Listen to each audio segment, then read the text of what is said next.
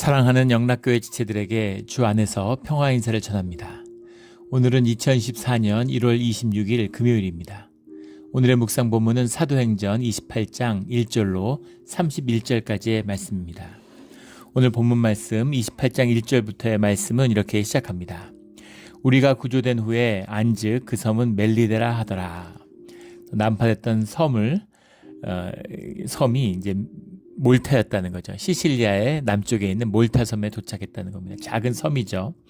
그래서 정말 하나님의 은혜로 우여곡절 끝에 2주간의 풍랑에 휩싸였는데 어딘지도 모르고 도착해 보니까 제대로 잘 도착을 한 거죠. 그래서 몰타에 와서 몰타, 시실리아, 로마 반도로 이어지는 여행길에 들어가게 되는 겁니다. 삶에 많은 우여곡절이 있지만 큰 틀에서 주님의 인도하신 가운데 바른 길을 간 것이죠. 우리 삶 가운데서 이런 인도하심이 늘 함께하기를 주의 이름으로 축원합니다.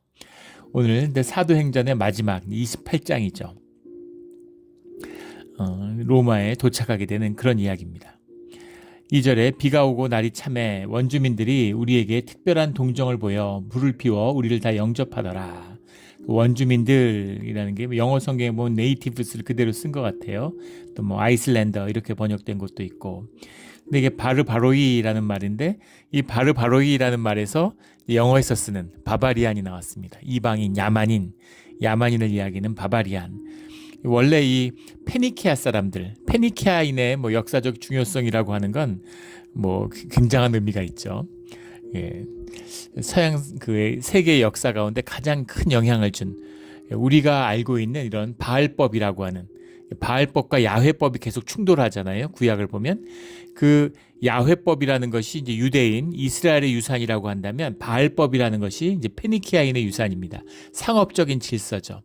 그래서 페니키아인들의 문화를 계승한 것, 페니키아를 점령한 게 카르타고인데 카르타고를 정신적으로 지배한 게 페니키아 문화죠. 그 카르타고를 그 로마가 이제 점령하게 되잖아요. 그 로마가 카르타고를 흡수했는데 그 이런 경제적, 제도적으로는 페니키아의 문화가 로마를 지배하게 되는 거죠. 로마가 세계 제국이 되면서 이 페니키아의 바알법이 세계를 지배하는 법으로 나가는 겁니다. 물론 똑같이 야훼법이라고 하는 것이 이제 뒤에 기독교의 문명으로 승계돼서 또 계승이 되고 있죠. 이런 정신적인 뭔가 영적 전쟁 같은 이제 그런 한 큰 축을 이루는 것. 이것이 이제 페니키아인의 문화인데 이 몰타라고 하는 섬, 이 멜리데가 페니키아의 고향입니다. 이 페니키아에서 이 사람들이 말을 하는데 왜 그런지 모르겠는데 바르바르 랭귀지라고 얘기하는 거죠. 바르바르어라고 얘기를 해요. 페니키아의 말을.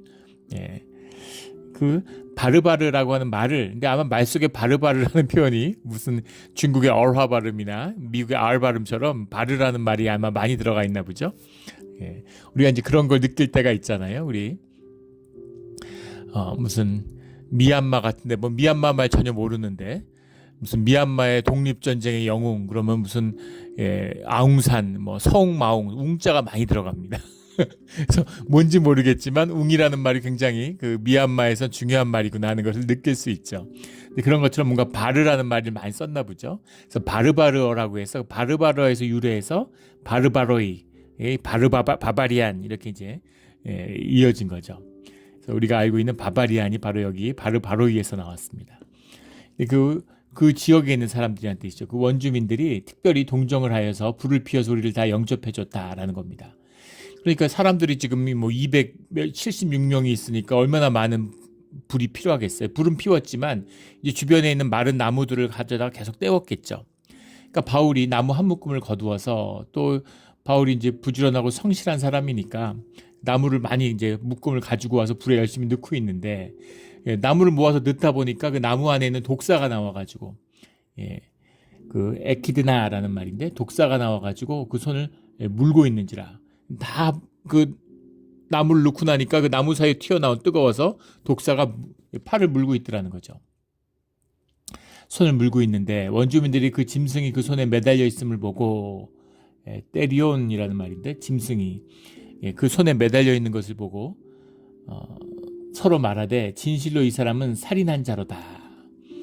포네우스라는 말 살인한 자다. 머더러죠. 바다에서 구조를 받았으나 공의가 그를 살지 못하게 함이로다. 공의라고 하는 건 이제 공의가 그를 살지 못하게 함이로다 이렇게 이제 해석을 했는데 공의란 말이 디케라는 말이에요. 우리가 알고 있는 우리가 성경에서 쓰고 있는 그 공의의 의미가 아니죠. 예. 정의의 신 그리스 신화에 나오는 디케의 여신 우리 법정 같은 데 보면 왜 저울 들고 서 있는 그 여신상 있잖아요. 그 디케의 여신입니다. 정의의 여신이죠. 그 디케의 여신이 헬라의 문화의 영향하에 있으니까 예. 그 히브리에서 말하는 미스파트 그것이 이제 신약으로 번역되면 디카이오스네라는 말이죠. 디카이오스네를 쓰는 게 아니라 디케의 여신이 그를 살지 못하게 했다 이런 말이죠. 그가 죄를 지었고 죄수니까 지금 이제 죄수들로 같이 붙들려 온 사람 중에 있으니까 아이고 그가 살인한 사람 죄의 대가를 치렀구나. 그 죽을 고비를 넘기고 이렇게 어렵게 난파된 배에서 살아남았는데 어이없이 불을 피워줬는데 그 나무 그 사이에서 나온 독사에 물려 죽다니 너무 안 된 거죠. 사실은 죄인이지만 죄인이지만 불쌍한 건데 그런 안타까운 일을 당한 걸로 봐서는 이 사람이 아주 나쁜 짓을 한 사람일 거야. 디케이 여신이 이 사람은 죽어야 마땅한 사람이고 죽어야 되는 사람이기 때문에 죽인 거야. 그렇게 받아들였다는 것이죠. 그러니까 얼마나 그렇게 어렵게 살아났고는 어이없이 불 피다가 독사한테 물려 죽어 이런 뜻이 들어있는 거죠. 그래서 바울이 그 짐승을 불에 떨어 버림에 조금도 상함이 없더라. 그냥 바울이 아무렇지 않게 물었네 그리고 불에 그냥 털어버렸다는 거죠. 그래서 그 사람들이 다 보면서 이제 좀 있으면 퉁퉁 부어가지고 갑자기 쓰러져서 독이 퍼지면 이제 신경이 마비되니까 처음엔 부풀어 오르다가 그 다음에 쓰러져가지고 죽겠지 하고 이제 죽을 줄로 어떻게 죽나 하고 기다리고 있는데 오래 기다려도 그에게 아무 이상이 없음을 보고 돌이켜 생각하여 말하되 그를 신이라 하더라. 테오필레스라는 말인데 정확한 뜻은 신의 사랑을 받는 사람이더라. 신적 생명을 가진 자다. 이런 이야기죠. 또 이제 이 헬라 문화에서 신이라고 하는 건 이 히브리 문화에서의 신과는 초월적인 유일한 하나님이 아니죠. 그 올림푸스산에 신이 많고 또 인간하고 결혼해서 드미갓 태어나고 이러니까 그런 존재. 뭔가 이간 초월적인 사람하고는 다른 특별한 사람이다. 신의 어떤 은총이 함께하는 자다. 이런 의미인 거죠. 그를 신이다. 이렇게 생각했다라는 겁니다. 7절에 이 섬에서 가장 높은 사람 보블리오라는 이가 가장 높은 사람은 총독이죠. 행정관입니다. 총독은 아니고 정확히 말하면 행정관인데 로마의 직할령이기 때문에 이 몰타 섬에는 행정관이 와 있는 거죠. 집정관이 와 있는 겁니다. 그런데 집정관 같은 권한이 있지만 이제 그 집정관 밑에 있는 행정관이죠. 임명을 받은 그 황제의 이제 직접 임명을 받은 그런 존재입니다. 호민관이나 이런 거는 그 원로원에서 이제 선출되는 것이죠. 그런 것과는 다른 총독, 절대적인 권한을 가진 사람, 이 보블리오 하는 이가 이 몰타가 굉장히 부유한 섬이었다고 그래요. 이 섬이 이제 2차 카르타고 전쟁 때 그 로마로 복속이 되는데 기후도 좋고 따뜻하고 뭐 로마에 가보신 분들 이탈리아 반도 가보신 분 남쪽에 이렇게 뭐 나폴리 이런 데 가보면 뭐 이제 기가 막히죠. 그 남부 해안도로를 가다 보면 정말 그 날씨가 좋고 따뜻하고 아름답고 정말 좋습니다. 몰타 섬을 가보지 못했는데 여기도 뭐 기후가 뭐 지중해에 있으니까 얼마나 좋겠어요. 지중해성 기후. 우리 캘리포니아가 지중해성 기후잖아요. 따뜻한 기후인 거죠. 캘리포니아는 따뜻한 기후지만 바다는 차갑습니다. 그 오호츠카 한류라는 것이 알래스카에서 내려오기 때문에 여름에도 해수욕하기 어렵죠. 저희 동네는 뭐 LA 쪽까지 내려가면 가능하지만 그 한류가 쭉 내려오잖아요. 그래서 차갑지만 여기는 물도 따뜻해요. 그래서 그 뭐 겨울 이럴 때도 막 그 해수욕도 하고 이런 게 가능한 곳인 거죠. 몰타에 은퇴한 군인들 새로 이제 주어진 땅이니까 은퇴한 군인들을 아우구스투 황제 때 많이 보내가지고 군인들을 이제 많이 주었다 거기 가서 살게 했다는 것이죠. 은퇴자촌 어디 가나 은퇴자들이 사는 곳은 좀 그렇게 여유가 있고 소비 도시가 되는 거죠. 그러니까 이제 살기 좋은 도시인 거죠. 그런 곳이었다고 그러죠. 근데 거기에 이제 그 집정관이 사람들을 이렇게 와서 이렇게 친절히 머물고 보살피게 했다라는 겁니다. 보블리오의 부친이 열병과 이질에 걸려 누워 있거늘 집에 처음에 왜 이렇게 사흘이나 집정관인데 지금 죄수도 포함되어 있고 뭐 거기 장사치들이나 로마 군인들이 있다고 하지만 하급 병사들인데 왜 이 사람이 이렇게 따뜻하게 친절하게 이 사람들한테 밥을 주고 이렇게 잘 은혜를 베풀어 줬는가의 비밀이 8절에 나오죠. 보블리오의 부친이 열병과 이질에 걸려 누워 있거늘. 열병이라고 하는 것은 프레토이스라는 것인데 이제 말라리아를 말하는 거죠. 프레토이스. 예, fever, 열을 말하는 거죠. 프레토이스라는 건 말라리아입니다. 이 말라리아라는 병이 몰타에 많이 퍼져 있었다는 거죠. 역사적인 기록에 숱하게 나오는 이야기입니다. 근데 왜 말라리아에 걸렸을까라는 것이 이제 19세기 후반에 밝혀지게 되죠. 그 마이크로 멜레텐시스라고 하는 균이 그 염소, 몰타에 사는 염소의 젖 안에 포함되어 있다는 거예요. 그게 말라리아를 감염시킨다는 것이 19세기 후반에 알게 됐습니다. 신기한 일이죠. 몰타의 염소에 왜 그게 감염되어 있는지 모르겠지만 뭐 어떤 경로도든 아프리카에서 이제 염소가 왔겠죠. 감염된 염소가. 그래서 이제 그런 염소들인데 그 젖을 이제 짜서 먹으니까 모기가 와서 무는 것도 아닌데 모기도 없는데 왜 말라리아에 걸릴까? 이제 그 말라리아인지도 몰랐겠죠. 열병을 앓는 이것이 몰타의 굉장히 유행병이었다라는 겁니다. 근데 이것을 그러면 젖만 먹으면 다 열병을 앓느냐? 그건 아니죠. 몸에 저항력이 있고 젊고 건강하면 걸려도 그냥 지나가는 겁니다. 우리가 이런 거 감기가 걸렸는데 몸이 건강하면 걸린지도 모르고 지나가고 감염이 됐는데 그런데 이제 몸이 아프고 노인이고 이러면은 이제 크게 앓는 거죠. 예. 그런 것처럼 이제 그 부친이 이제 나이가 있었고 이제 이런 연로하니까 이제 열병을 앓았겠죠. 이질에 걸려 이질이라는 게 두센테리오라고 써 있는데 이것이 이제 설사병이죠. 예, 설사병입니다. 열병과 이질에 걸려 누워 있거늘 보통 열이 나면 변비가 와야 되는데 이건 말라리아이기 때문에 이제 설사를 함께 하고 있는 거죠. 예. 누가가 의사잖아요. 누가 지금 사도행전의 저자, 누가복음의 저자인 누가가 의사니까 이런 것들을 굉장히 구체적으로 자세히 쓰는 거죠. 예. 바울이 들어가서 기도하고 그에게 안수하며 낫게 하여. 의사인데 의사의 누나도 참 신비하고 신기로운 것이죠.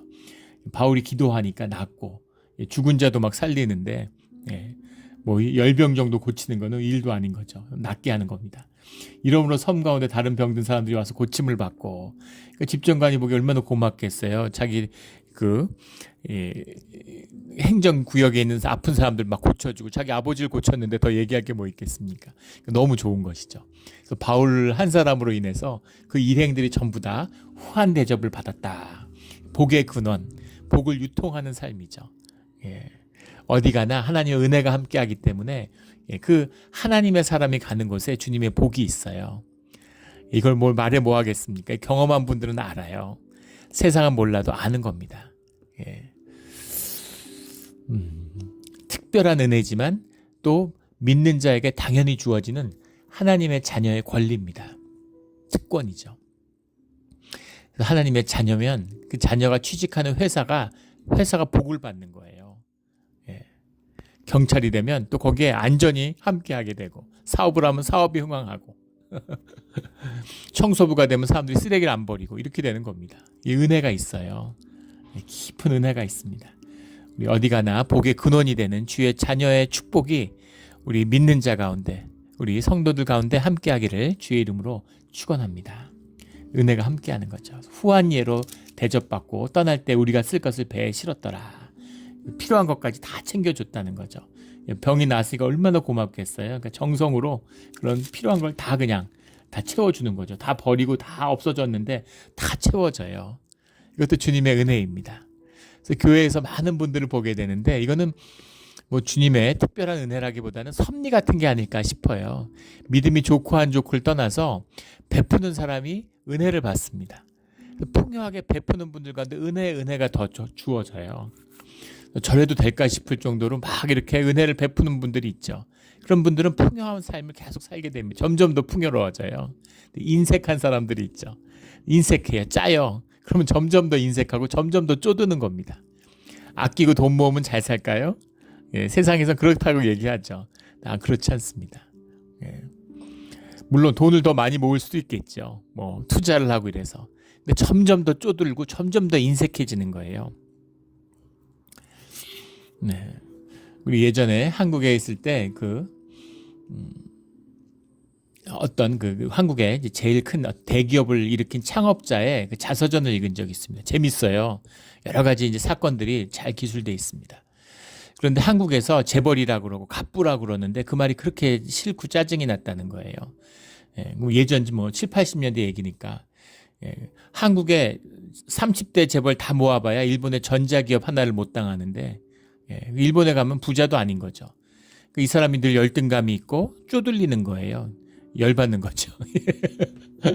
전혀 부자라고 생각 못하는 거죠. 그래서 그런 게 되게 마음이 힘들었다는 거예요. 신기하지 않습니까? 한국의 부자인데, 한국의 갑부인데 일본의 부자들이 더 잘 사는 걸 보고서 그거를 질투하는 거죠. 더 욕심이 나는 거죠.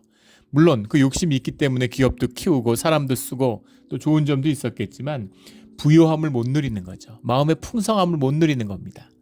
그게 인색함의 비밀이에요. 나눌수록 점점 더 풍요해지고 부요해지는 그 비밀이 있습니다. 물질적인 물론 풍요함도 있겠지만 그것을 넘어서는 정신적인 부요함, 그 두 개가 동전의 양면이다라는 것이죠. 석 달 후에 우리가 이제 겨울을 난 거죠. 10월쯤에 이제 출발했는데 가히 잘해서 11월쯤에 이제 배가 파선한 겁니다. 그리고 여기 석 달을 있다가 이제 2월 말, 3월 초 이쯤 돼서 이제 배를 타고 출발하는 거죠. 거기 알렉산드리아에서 온 배가 또 있으니까 그 배를 이제 거기에 올라타서 같이 출발하는 겁니다. 그 배의 머리 장식은 디오스구로라.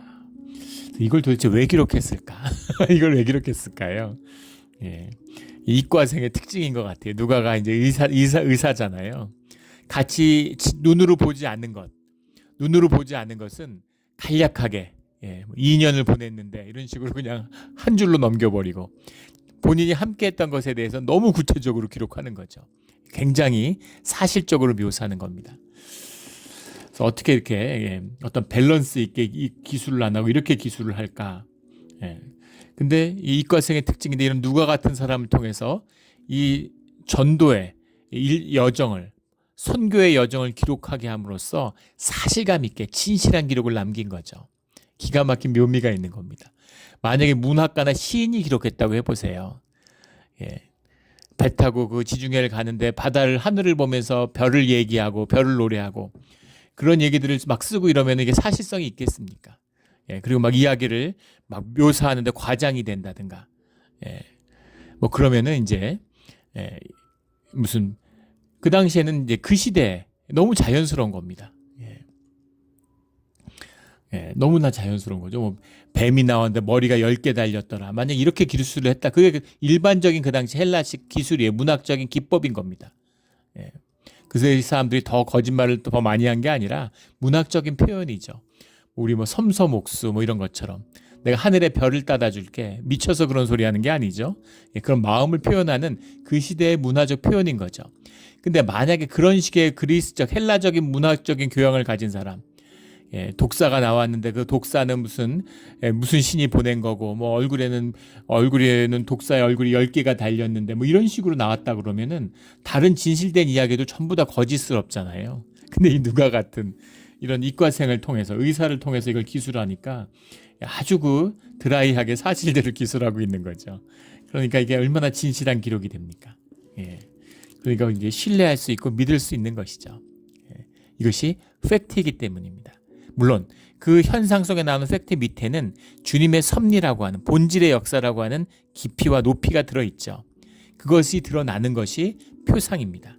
근데 그 표상을 아주 사실적으로 묘사함으로 인해서 우리가 더 믿지 않는 사람들, 믿음이 연약한 사람들이 더 그 표적을 다가갈 수 있게 만들어주는 그런 효과가 있는 것이죠. 배를 타고 떠나니 그 배의 머리 장식은 디오스구로라. 누구도 부인할 수 없는 이런 게 아니었으면 사도 바울의 여정도 다 뻥이다. 이런 식으로 또 세상에서 이런 대적의 무리들이 속이려고 했을 거예요. 이걸 패하려고. 근데 누구도 패할 수 없는 그런 기록으로 남아 있는 것이죠. 디오스구로라는 말은 인상 깊었던 것이겠죠. 이제 디오스크로이스라는 디오스라는 게 D라는 게 영어에 그대로 내려온 거죠. 이게 더블 둘이라는 뜻이고 크로스라는 게 이제 투 보이스입니다. 쌍둥이를 트윈 브라더를 얘기하는 거죠. 트윈 브라더. 얘네들이 바로 그 그리스 신화에 나오는 캐스터와 폴룩스라고 하는 이게 쌍둥이 별자리, 제미나이라고 그러죠. 제미나이, 쌍둥이 별자리를 이제 상징하는 그거죠. 그 장식이 된 배를 타고, 그러니까 상당히 이제 큰 배를 타고 이제 들어가는 거죠. 수라구사에 대고 사흘을 있다가, 뭘 의미하는 거냐면 이 로마행이라는 것이 당당하고 아주 멋지고 풍요로운 그런 일정이었던 게 잘 먹고 환송받고 큰 배에 타서 남풍을 타고 이제 고난을 넘어섰잖아요. 죽음을 넘어서고 나니까 주님의 이제 일정에 따라서 그냥 쭉쭉 가는 형통의 길이 열렸다. 이걸 상징하고 있는 거죠. 멋진 배를 타고, 요즘으로 얘기하면 막 호와 요트 같은 걸 타고 비행기 타고 가는데 막 1등석 이런 데 앉아서 뭐 음식도 너무 좋더라 뭐 이런 얘기인 거예요. 뭐 좋은 거 귀한 건 다 먹으면서 편안하게 잘 갔다. 수라구사에 대고, 시라큐스죠. 수라구사라고 하는 데는 아르키메데스, 수학에 나오는 그 유명한 아르키메데스의 고향이 수라구사입니다. 수라구사에 대고 사흘을 있다가 거기서 둘러가서 레기온에 이르러 하루를 지낸 후에 남풍이, 레기온이니까 이제 이탈리아 반도에 상륙한 거죠. 지낸 후에 남풍이 일어나므로 이튿날 보디올에 이르러, 보디올은 이제 로마에서 가장 남쪽에 있는, 로마 시대 남쪽에 있는 근접한 곳에 이르렀다는 겁니다. 거기서 형제들을 만나, 놀랍게도 보디올에 크리스찬 형제들이 있었더라는 거죠. 그들의 청함을 받아 이래를 함께 머무니라. 거기서 머물면서 이제 바울은 뭐 완전히 그 모임에서 누가 주인인지 모르는 죄인인데 호송하는 사람들이 이제 바울을 지키고 다 바울을 따르는 거죠. 바울 덕분에 살아나고, 바울 덕분에 밥을 먹고, 바울 덕분에 아픈 것도 낫고, 바울 덕분에 여행에 물자도 다 얻었고. 그러니까 뭐 이제 바울이 여기서 한 2주 머물러다 가야 되겠다. 교회가 있었구나. 여기 형제들이 있네. 말씀도 나누고 우리 집회도 하고 해야 되니까 여기 한 2주 정도 있어야 되겠는데, 그럼 아무도 말 못하는 거죠. 그래서 거기서 남아서 함께 또 형제들하고 교회 가운데서 함께 시간을 보냈다라는 겁니다. 그래서 이와 같이 로마로 가니라. 이와 같이 로마로 가니라. 이런 식으로 우리가 로마에 갔어. 복음을 전하는 하나님의 일이었어. 놀라운 기적의 길이야. 이런 거죠. 껍데기만 죄수지 사실은 뭐 이런 경호원들인 거죠. 예전에 제가 대학교 1학년 때 그때 그 대선, 총선 이런 것들이 연이어 있었습니다. 네, 그때 이제 뭐 대학생 처음 가고, 그때 분위기라는 건 뭐 이제 학교 분위기가 완전히 그때 뭐 민주화 운동의 열기 이런 것이 감싸고 있을 때죠.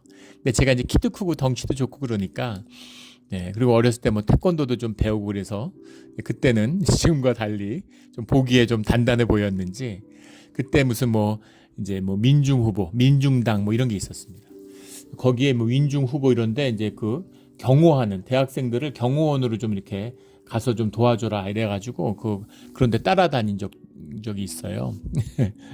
그런데 이제 그 사람들이 노동운동을 하던 분들이죠. 민중 후보인데 얼마 전에 돌아가셨어요.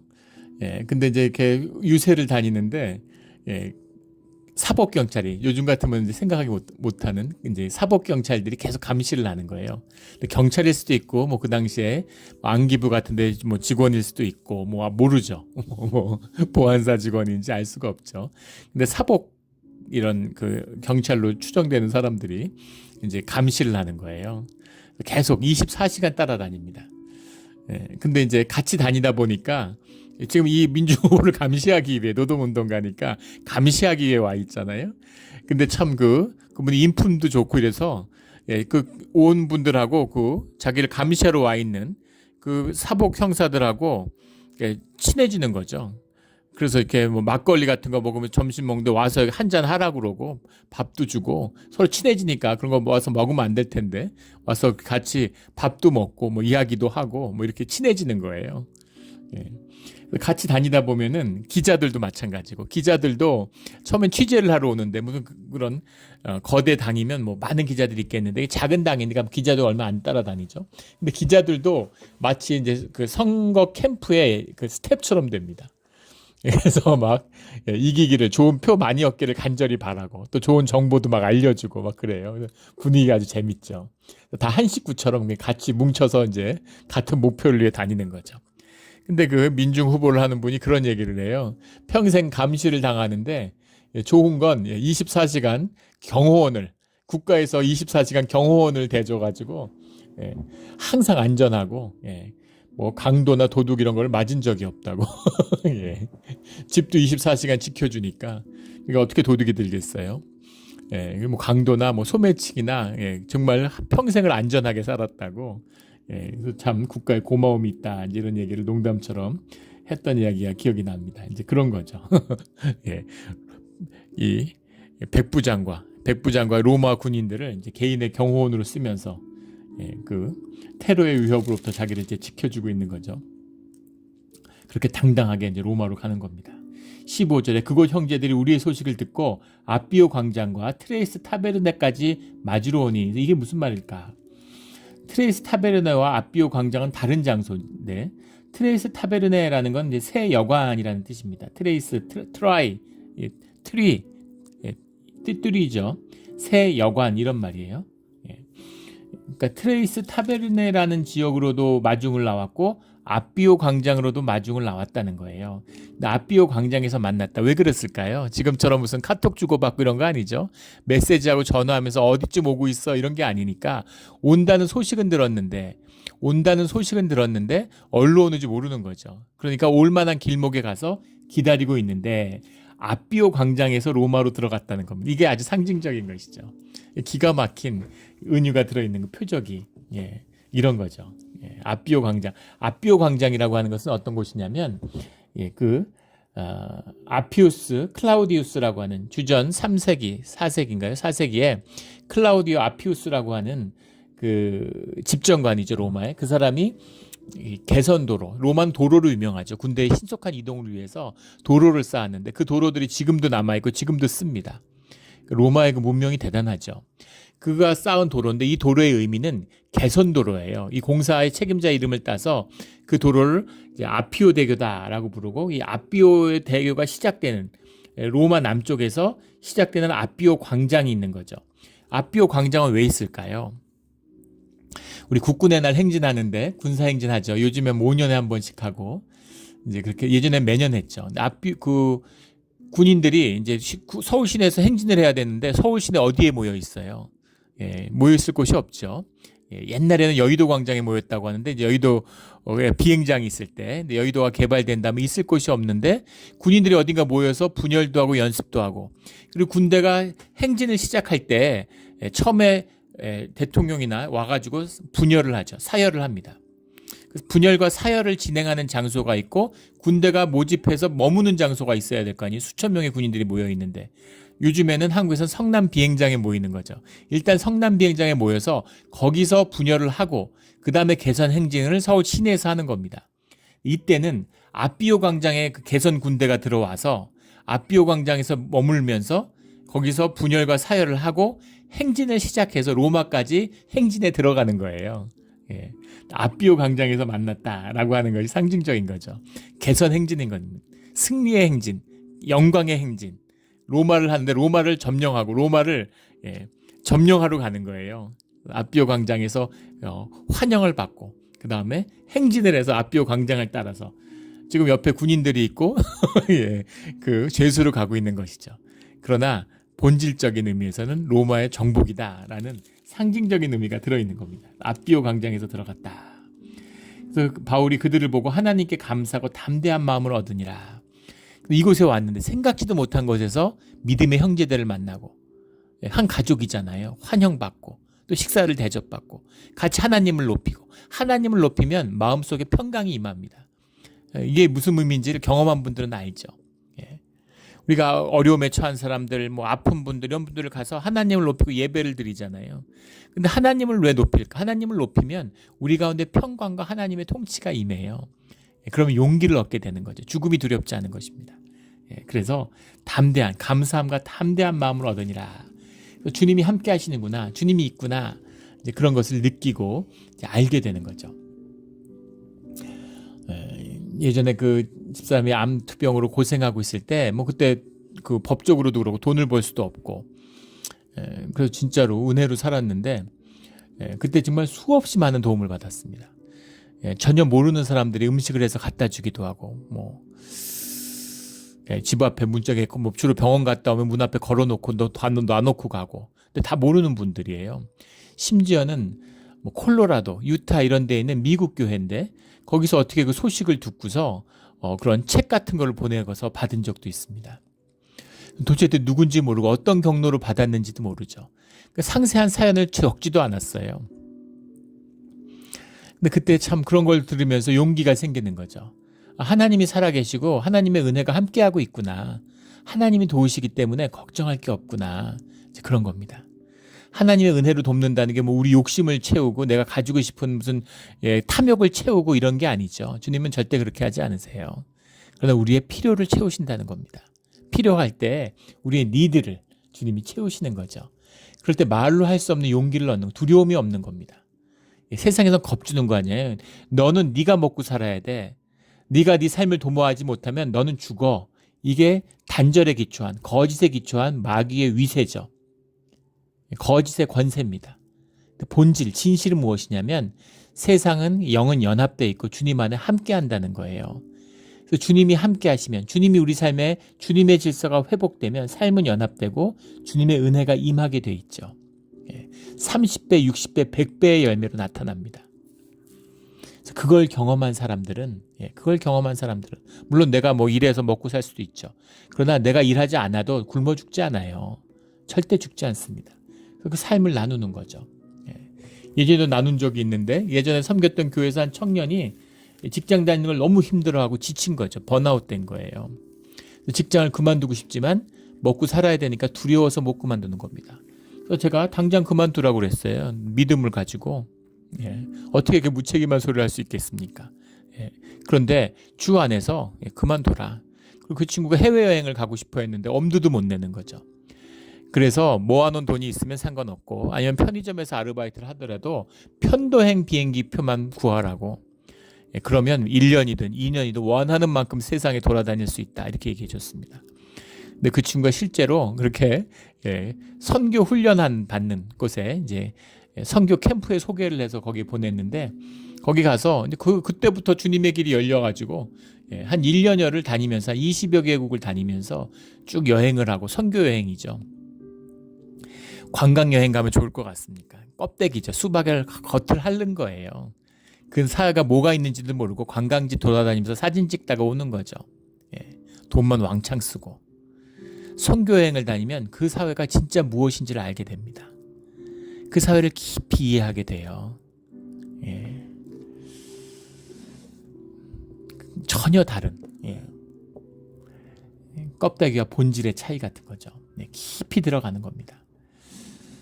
저도 그 영국에 있을 때 파리 SOS라고 하는 그런 선교, 여름에 하는 선교였던 캠프에 간 적이 있었는데 이슬람들, 파리 근교에, 파리에 뭐 런던도 그렇지만 이슬람들이 엄청 많이 이민 와서 살고 있죠.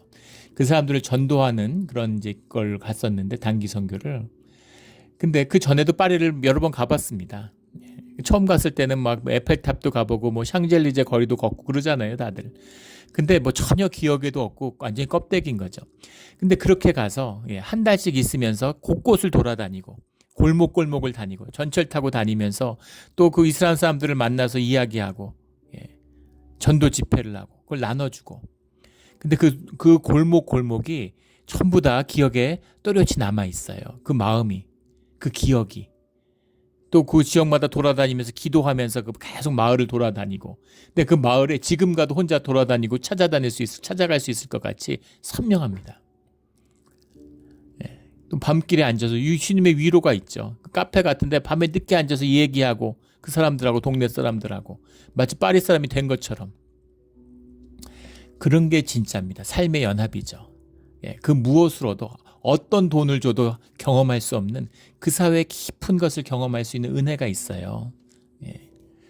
그렇게 그 청년이 1년간 다니다가 돌아와가지고 취직을 했는데 한번 사표 내고 나가면 절대 취직 못할 것처럼 두려워했는데 더 좋은 직장에 잘 취직해서 살고 있습니다.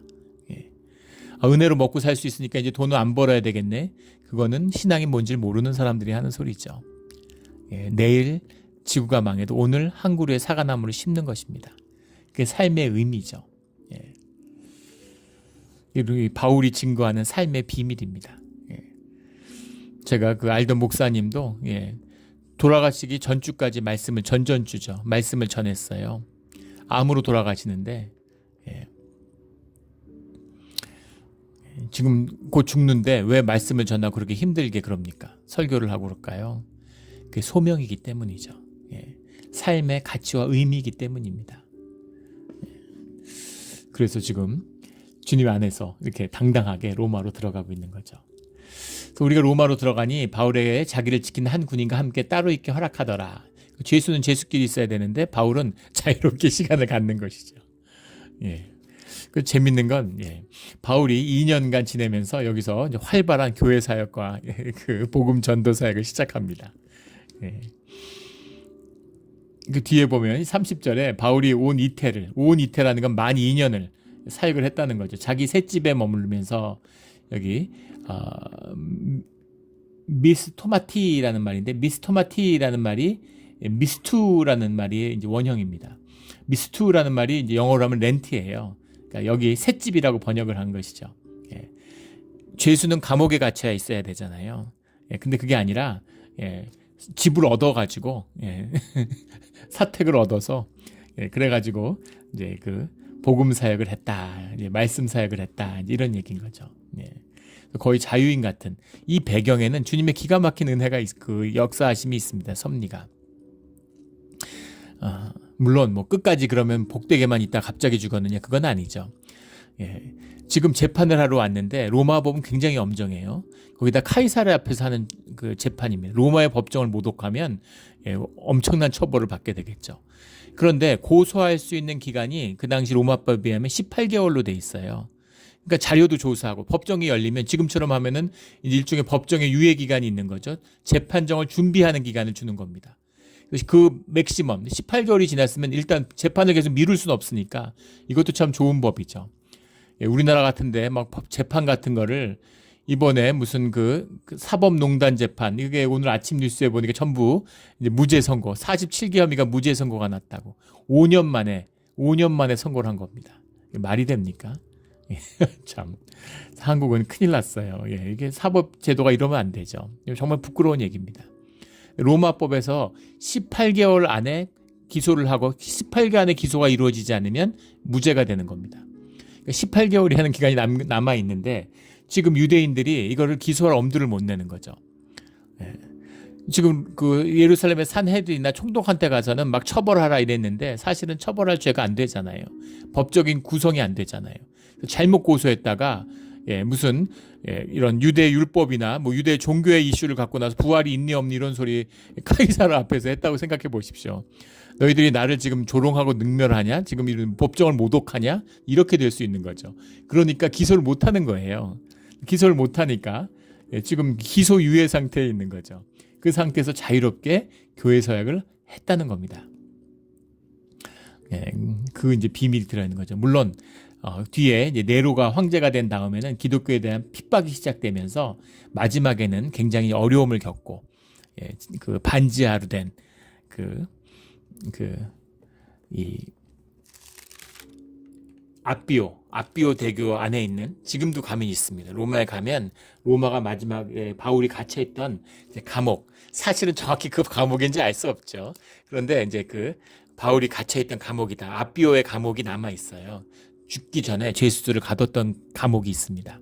아비오 가도에 있는 감옥이 지금도 이제 많은 순례자들이 찾는 곳이죠.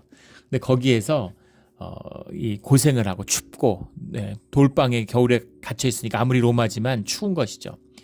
디모데전서 디모데후서 같은 데 가면 옷 좀 가져다 줘라 뭐 이런 얘기도 나오고 그런 힘들었던 처지에 대한 기록들이 마지막에는 이제 나오죠. 근데 이제 처음에 이 죽기 전에 네오로가 황제되기 전에 이때는 이제 굉장히 교회 사역을 로마 교회가 바로 설 수 있도록 사역을 한 것입니다. 그리고 이 문장, 이 대목이 굉장히 이제 역사적으로 중요시 다뤘던 이유는 가톨릭 교회 태동이기 때문이에요. 로마 교회인데 로마 교회에서 그 바울과 이제 베드로가 순교했기 때문에 이것이 로마 교회의 시작이고 로마 교회가 세상 모든 교회 아버지 교회다. 더 위에 있는 그런 교회다. 이걸 주장하고 지금도 주장하죠. 근데 그런 근거로 삼기 위해서 이제 여기에 굉장히 이제 가톨릭 그런 데서 교회에서는 예민하게 이제 반응을 합니다. 여기 왔는데 17절에 사흘 후에 바울이 유대인 중에 높은 사람들을 청하여 이때도 유대인인데 로마 유대인이 많았습니다.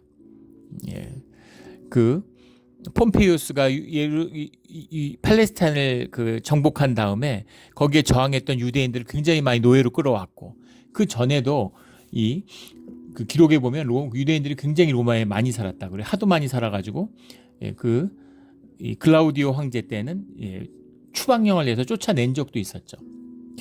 이때는 그로부터 한 10년이 지난 시기인데 그 쫓겨난 사람들을 그 우리 전도 여행 중에서 바울이 만나고 그러잖아요. 그런데 쫓겨난 사람이 돌아왔을 수도 있고 또 쫓아냈지만 쫓아나지 않은 사람도 있습니다. 세속적인 유대인들도 많고 또 이렇게 섞인 결혼해가지고 그런 사람들도 많이 있고 이제 그런 것이죠. 그래서 유대인 중에서 사람들을 청해가지고 유대인들이 많이 살았기 때문에 여러 회당으로 갈라져 있었겠죠. 그러니까 여기 회당 저기 회당 사람들을 다 모아가지고 그 사람들에게 또 말씀을 선포했다는 겁니다. 이것만 봐도 바울이 마지막까지도 유대인에 대한 소망을 포기하지 않았다는 거예요. 유대인들이 돌이키기를, 유대인들이 복음을 만나서 진정한 율법의 비밀이 풀어지기를 간절히 원했던 것이죠. 나는 우리 조상의 관습을 배척한 일이 없는데 예루살렘에서 로마인의 손에 죄수로 내준 바 되었다. 이렇게 얘기하는 겁니다. 로마인들이 내가 죄목이 없으므로 석방하려고 했는데 유대인들이 반대하기로 내가 마지못해 가이사에게 상소했다. 내 민족을 고발하는 것이 아니다. 유대인들이 잘못됐다고 내가 이렇게 하는 게 아니야. 이 얘기죠. 나를 억울하게 죽이려고 하니까 무죄를 밝히려고 온 것인데 그래서 내가 민족과 유대와 대결하는 게 아니다. 라는 얘기를 하는 거죠. 이스라엘의 소망으로 말미암아 내가 쇠사슬을 매인 바 되었다. 내가 이스라엘에 오히려 이 부활의 율법, 부활의 소망 이것이 성취되었음. 이것을 내가 알리고자 이것을 증거하고자 그래서 여기에 오게 된 거다. 이렇게 얘기를 하는 것이죠. 21절 그들이 이르되 우리가 유대에게서 내게 대한 편지도 받은 일이 없고 형제 중에서 와서 내게 대하여 좋지 못한 것을 전하든지 이야기한 일도 없느니라. 이 말씀에 대한 의문이 남죠. 그 가이사랴에도 2년 동안 구류되어 있었기 때문에 바울에 대한 이야기를 들었을 겁니다. 그리고 그 이야기를 전해준 사람들은 유대인이기 때문에 바울에 대한 안 좋은 얘기도 전했을 거예요. 어떠한 식으로도 소문이 있었을 것이죠. 근데 편지를 받은 일이 없다는 건 산헤드린이나 이런 데서 공식적인 문서로 받은 일이 없다라는 얘기죠. 그런 건 있을 수 있겠죠. 그런데 어떤 형태인지 들었는데 그 일을 아주 못 들었다. 이런 얘기는 아닐 겁니다. 그래서 이건 의례적인 인사였을 것이다. 이런 얘기도 있고 또 한편으로는 가이사랴에서 갑자기 이제 거기 있다가 해결이 나는 줄 알았는데 근데 로마로 가게 될지는 몰랐죠. 로마로 가게 된 다음에는 바로 배를 타고서 겨울 여행을 겨울에는 보통 여행을 하지 않는데 겨울 여행에 돌입했기 때문에 아직 팔레스타인 지역에서 오는 소식이나 편지나 이런 것이 바울보다 먼저 로마에 도착할 수는 없었겠죠. 그래서 그 소식이 아직은 오지 못했을 것이다. 이제 이렇게 볼 수도 있습니다. 그래서 좋지 못한 얘기는 듣지 못했다. 이제 이렇게 얘기를 하는 거죠. 이에 우리가 너희 사상이 어떠한가 듣고자 하니 이 파에 대해서는 어디서든지 반대가 받는 줄 알기 때문이라. 이 파라는 게 하이레시스라는 말인데 이단도 하이레시스라고 씁니다. 근데 이단이라는 의미로 쓴 것은 아니겠죠. 만약에 이단이었으면 누가 여기 오겠어요. 근데 그건 아니고 그런데 지금 이제 논란의 중심에 있는 거죠. 유대인들 중에 있는데 이방인들에게 전도를 하고 이방인들과 함께함으로 유대인들로서 난감한 거죠. 처음에는 그냥 또 다른 바리새인파나 사두개인파처럼 그리스도파가 생겼나 보다. 메시아파가 생겼나 보다. 나사렛파가 생겼나 보다. 이렇게 생각했는데 이게 그게 아니구나. 유대의 율법을 완성했다고 얘기하는데 뛰어넘는 그런 모습을 보이니까 여러 갈등이 있는 것이죠. 로마의 기록에 봐도 크리스투스란 인물 때문에 유대인 간의 분쟁이 끊이지 않는다. 이런 기록이 남아 있습니다. 크리스투스는 그리스도를 말하는 거죠. 그리스도를 모르니까 어떤 사람으로 인격으로 물론 예수님이니까 인격으로 얘기할 수도 있지만 그런 기록들이 남아 있는 겁니다.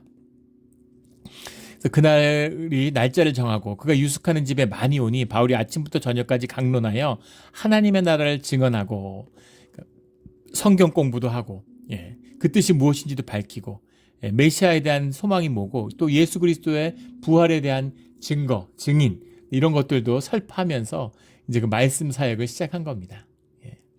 24절에 그 말을 믿는 사람도 있고 믿지 아니하는 사람도 있어 서로 맞지 않아 흩어질 때 바울이 이 한 말로 이르되 성령이 선지자 이사야를 통하여 너희 조상들에게 말씀하는 것이 옳도다. 귀가 있어도 듣지 못하고 들어도 깨닫지 못하는 눈으로 보고도 알지 못하는 그런 사람을 내가 고쳐줄까 함이라 라는 이사야서 6장 9절 10절의 말씀을 인용하는 거죠. 말씀을 들었다고 해서 아는 게 아닙니다. 왜 모를까요? 말씀을 들어서 이해하면 안 것입니까? 말씀을 살지 않기 때문에 모르는 거예요. 말씀을 살면 말씀을 깨닫게 됩니다. 그 말씀이 왜 주어졌는지, 그게 왜 생명의 말씀인지를 알게 돼요. 교회를 평생 다니다가 교회를 안 다니는 사람들이 있습니다. 심지어 직분을 받았는데 교회를 떠나는 사람들이 나와요. 교회가 타락했기 때문이죠. 교회가 부패하기 때문입니다. 왜 그런 일이 벌어지겠습니까? 끝없는 제자훈련. 제자훈련을 몇 년씩 받고 1과정부터 7과정까지 하고 수많은 프로그램을 하고 근데 그게 머리에 맴도는 거죠. 생각이고 교리인 겁니다. 교리를 학습하고 종교의 지식을 쌓아서 종교의 의를 가지고 자기를 의로운 채 해요. 남 정죄하고.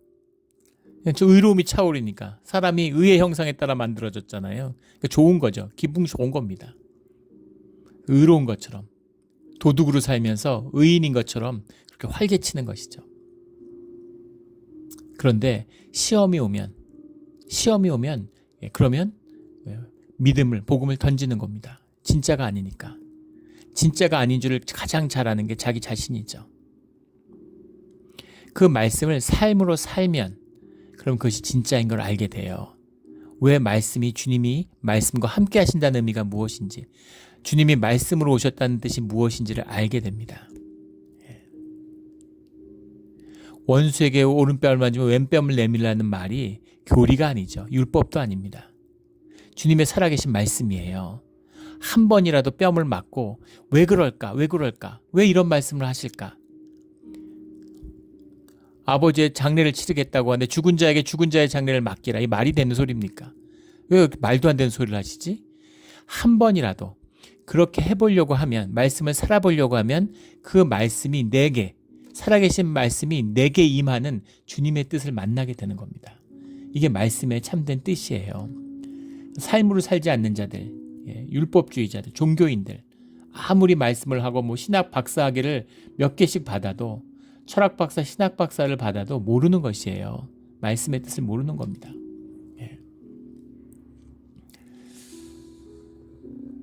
그런즉 하나님이 이 구원을 이방인에게 보내어진 줄 알라. 그들은 그것을 들으리라 하더라. 30절에 바울이 온 이태를 자기 셋집에 머물면서 자기 오는 사람들을 다 영접하고 하나님의 나라를 전파하여 주 예수 그리스도에 관한 모든 것을 담대하게 거침없이 가르치더라.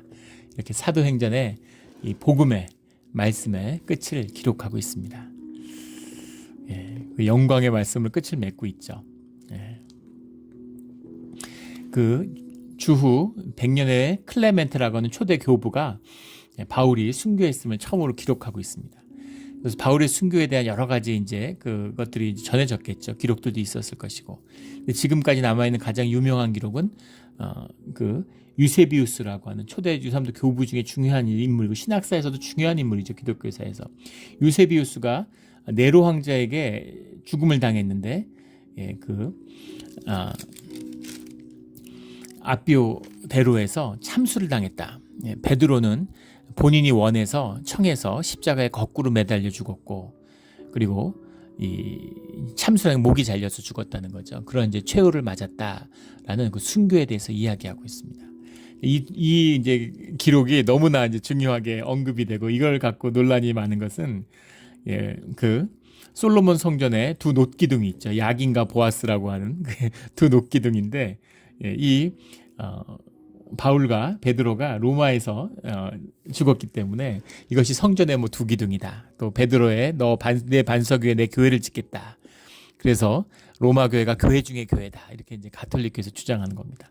가톨릭에서 그리고 우기니까 또 그것을 반발해서 베드로가 로마에서 사역을 했다는 근거가 없다. 로마서에서도 어디에서도 그것에 대한 언급이 없고 뭐 바울이 인사를 전하지 않았다.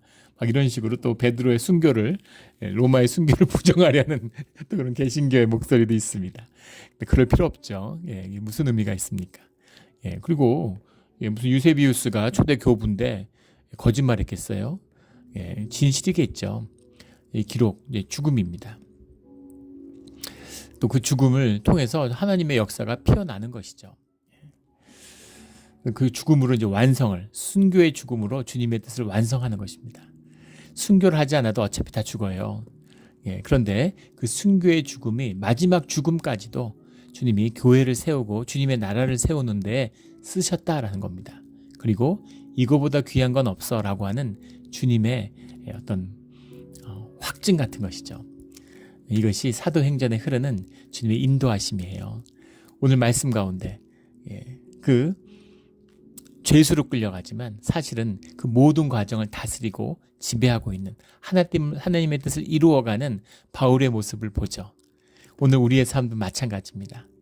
우리를 세상 가운데 보내셨어요. 우리가 세상에서 종노릇을 삽니다.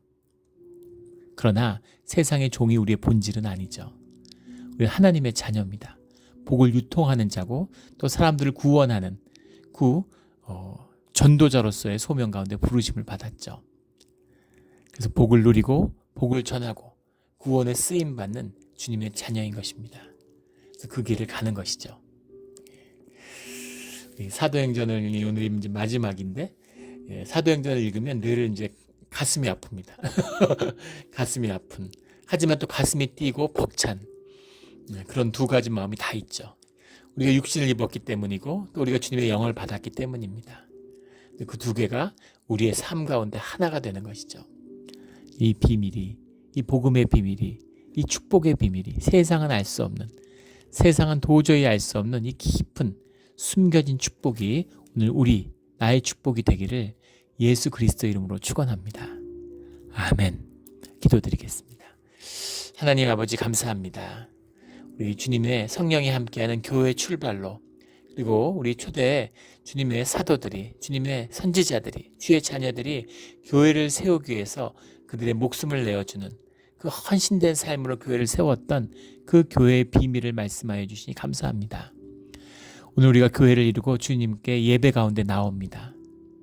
진짜 교회를, 이 어려운 시대에 교회들이 다 무너진다고 하지만 그 가운데 썩을 것은 썩고 무너질 것은 무너지고 진짜 예배 속에 세워지는 진짜 교회를 이루고 싶어하는 그 소망이 우리 가운데 있습니다.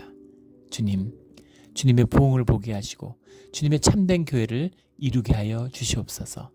그 지체된 우리가 주님이 주시는 하늘의 기쁨과 하늘의 평강을 누리며 살아가는 우리의 삶이 되기를 원합니다. 감사하며 예수 그리스도 이름으로 기도드렸습니다. 아멘.